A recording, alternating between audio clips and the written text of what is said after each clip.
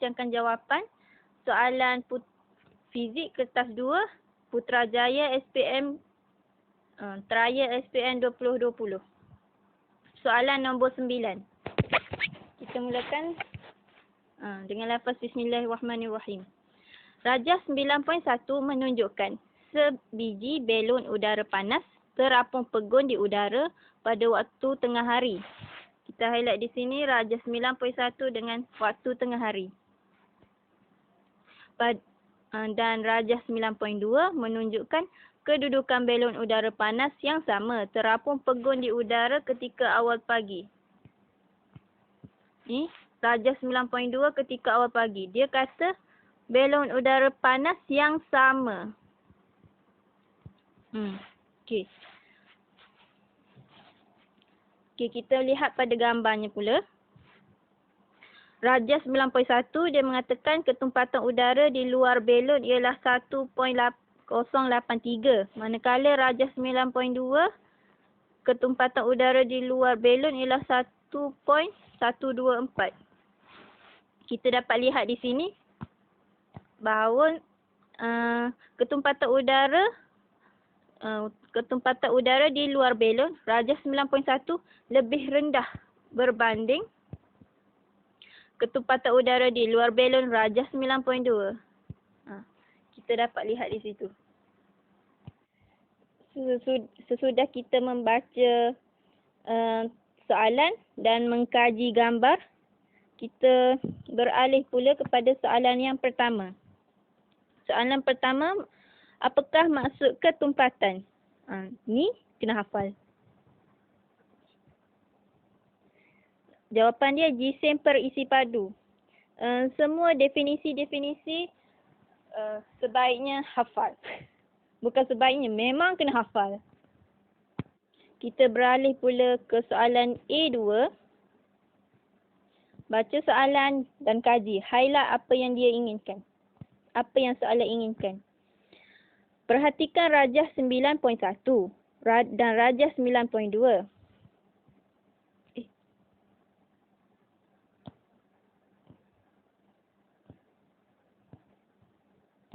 Kejap ya.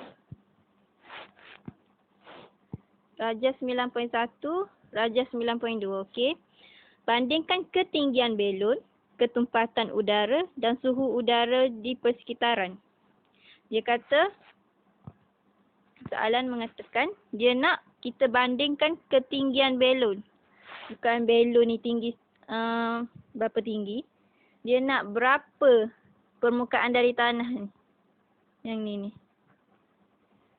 Lepas tu, dia kata, bandingkan ketumpatan udara dan suhu udara di persekitaran. Ketumpatan udara yang di luar ni. Ni, maklumat ni. Dia nak yang maklumat ni. Lepas tu, suhu udara di persekitaran. Yang ni kita boleh ambil dari soal penyataan di atas ni. Yang tengah hari dengan ketika awal pagi. Seperti yang kita tahu, pada waktu tengah hari semestinya suhu tinggi, paling maksimum sewaktu itu. Dan ketika awal pagi suhunya rendah.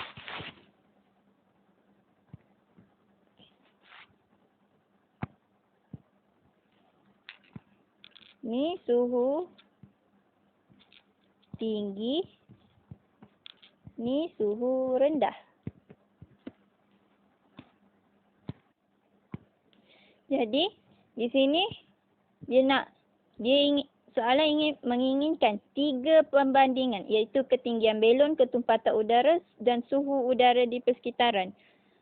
Soalan yang seterusnya ialah hubung kaitkan suhu udara dengan ketumpatan udara di luar belon.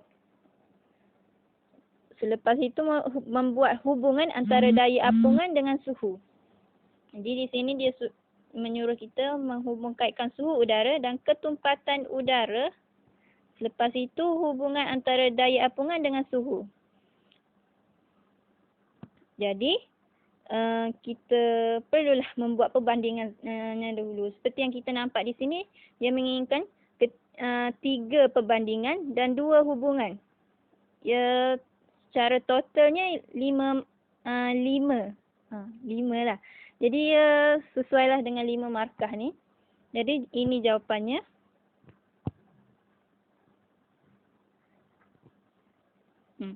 Ketinggian belon rajah 9.1 lebih rendah berbanding rajah 9.2. Itu satu perbandingan dia, ketinggian. Yang kita boleh rujuk di gambar tadi.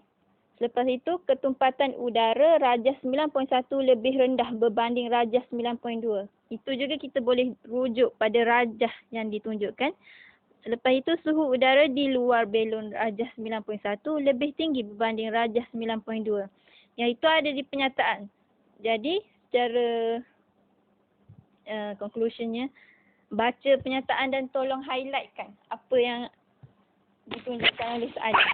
Selepas itu, ni kita perlu membuat hubungan. Jawapan yang pertama ialah semakin tinggi suhu udara, semakin rendah ketumpatan udara. Untuk markah yang seterusnya, jawapannya ialah apabila daya apungan bertambah apabila suhu bertambah. Okey, untuk 2 ni saya akan terangkan sedikit kenapa jawapan dia sebegitu. Seperti yang kita tahu, apabila kita kata ketumpatan, kita akan mesti fikirkan tentang cecair. Biasanya yang kita belajar ialah tentang cecair seperti minyak, air, merkuri, banyak lagi. Jadi, apa yang kita boleh kata di sini, contohnya minyak. Minyak ketumpatannya lebih tinggi daripada air.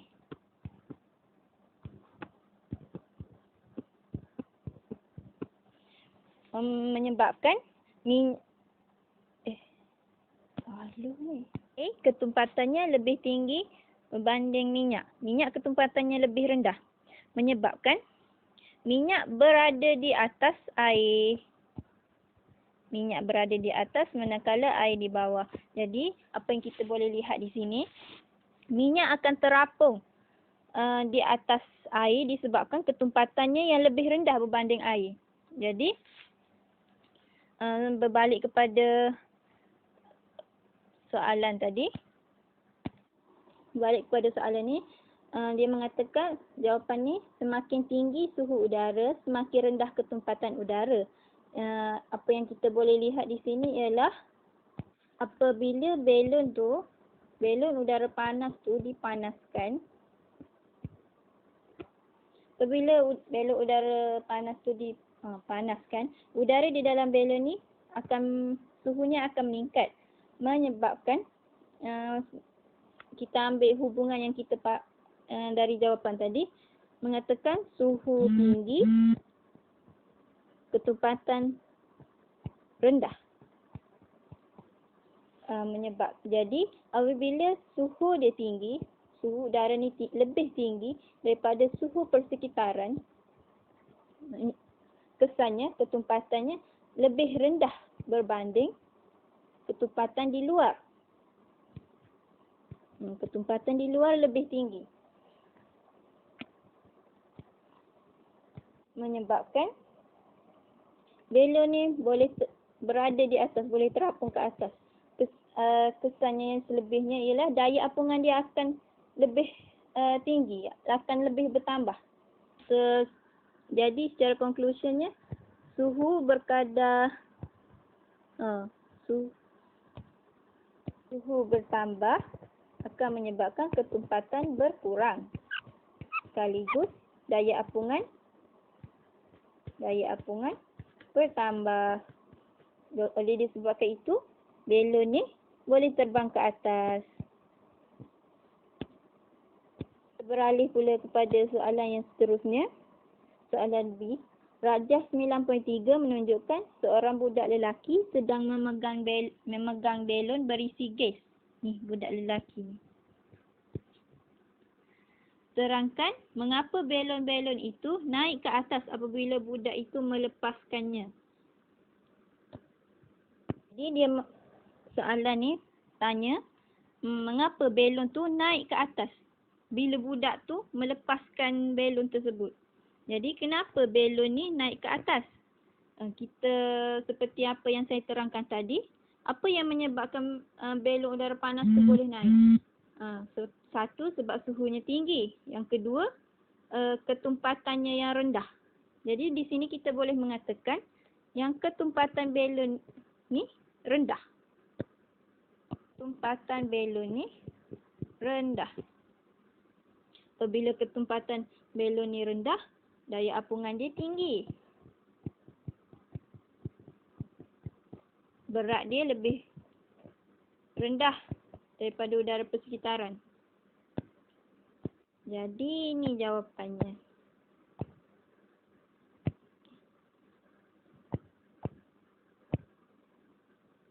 Ketumpatan gas dalam belon adalah lebih rendah berbanding ketumpatan udara di luar belon.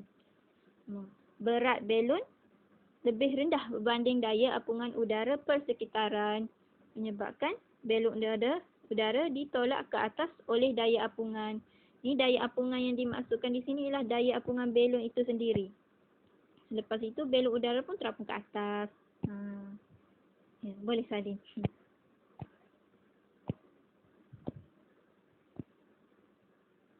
Kita beralih ke soalan C, soalan yang terakhir. Rajah 9.4, rajah ni. Ini rajah ni. Menunjukkan sebiji belon udara panas.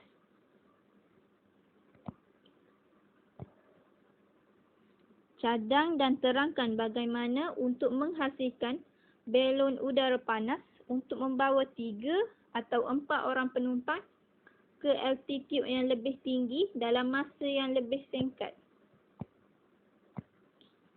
Berdasarkan aspek-aspek yang berikut. Okey, jadi dia kata soalan ni menginginkan membawa ke altitude yang lebih tinggi dalam masa yang lebih singkat.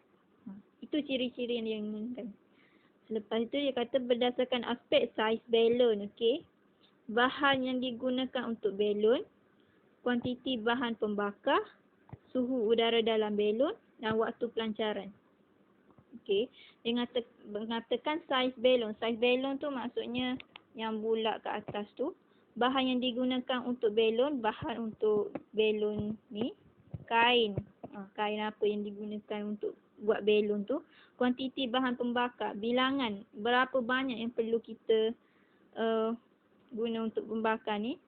Lepas itu dia kata suhu udara dalam belon ni, kita kata suhu rendah ke, tinggi ke. Waktu pelancaran ni antara pagi ke, tengah hari ke. Macam tu. Untuk saiz belon, secara logiknya, dia ada dua pilihan antara kecil ataupun besar. Tapi semestinya kita akan memilih yang besar kan. Sebab kalau yang kecil, macam belon di pasar malam tu, tak boleh nak angkat seorang pun. Jadi, belon yang lebih besar ni, seperti yang biasanya kita tengok dalam TV ke, buku ke, belon tu mesti lebih besar daripada orang. Jadi, semesti kita guna saiz belon yang besar. Apa sebabnya? Nanti sekejap.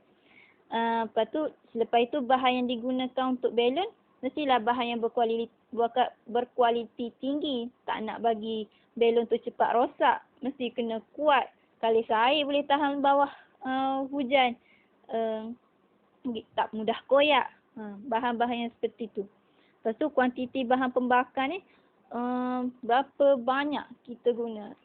Kita tak boleh kata bilangan. Kita kena mengatakan sedikit ataupun banyak bahan pembakar yang perlu digunakan. Jadi bahan pembakar ni kita perlu banyak ke sedikit? Sebab seperti yang kita tahu, suhu yang tinggi diperlukan untuk mengurangkan ketumpatan udara di dalam belon tu dan mengurangkan berat belon tu, menjadikan daya apungannya lebih tinggi. Jadi kuantiti banyak ke sedikit bahan pembakar yang diperlukan untuk meningkatkan suhu udara dalam belon tu?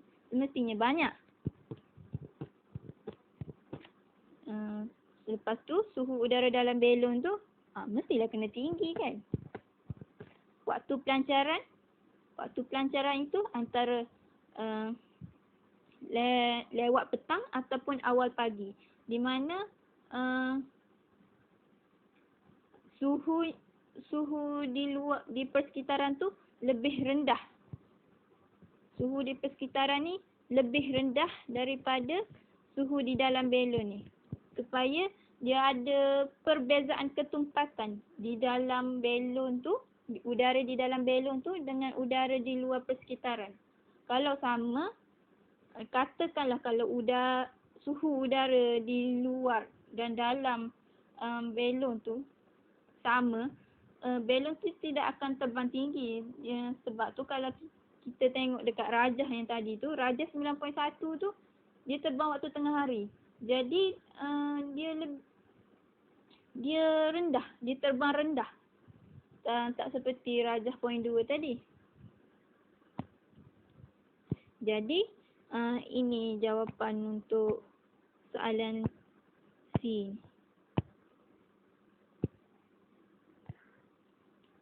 Yang pertama, ciri belon dia mesti besar supaya banyak udara disesarkan dan daya tujah yang bertambah. Ni salah ni, daya tujah, okey. Daya tujah yang bertambah. Lepas tu kenapa, apa maksud banyak udara disesarkan ni? Dia nak kata banyak udara di dalam belon tu. Lepas tu daya tujah ni, bila banyak udara di dalam belon tu, dia akan lebih banyak daya yang dikenakan. Macam tu lah. Lepas tu ciri yang seterusnya, bahan belon mestilah kenyal, kuat, kalis air. Ni yang slash tu atau ringan. Kalau yang nilon sintetik ni dia umum. Jadi kalau kita guna nilon sintetik ni lebih senang untuk penerangan. Sebabnya nilon sintetik ni dia umum. Jadi penerangan dia tu kita boleh kata banyak. Tidak mudah koyak ke, tidak mudah rosak ke. Ni semua ni boleh jadi penerangan untuk nilon sintetik. Tapi kalau kita kata belon kenyal ni, kita tak boleh nak kata mudah dibawa. Macam tu lah. Jadi kalau kenyal ni penerangan dia mungkin tidak mudah koyak. Kalau kuat tidak mudah rosak. Macam tu lah. Saya dah ikut susunan untuk ni. Lepas tu ciri untuk seterusnya, bahan pembakar. Bahan pembakar mestilah kuantiti yang banyak untuk meningkatkan suhu gas dengan lebih cepat. Lebih cepat suhu meningkat, lebih cepat belon tu naik ke atas. Lepas tu suhu udara dalam belon mesti tinggi supaya ketumpatan gas rendah ataupun lebih banyak udara tersesar, jadi lebih ringan. Waktu pelancaran awal pagi atau lewat petang kerana suhu persekitaran lebih sejuk dan ketumpatan udara persekitaran yang lebih tinggi. Ketumpatan udara persekitaran mesti lebih tinggi daripada ketumpatan udara di dalam belon. Supaya belon tu boleh naik ke atas. Jadi itu saja dari saya. Terima kasih kerana mendengar dan minta maaf kalau banyak kesalahan.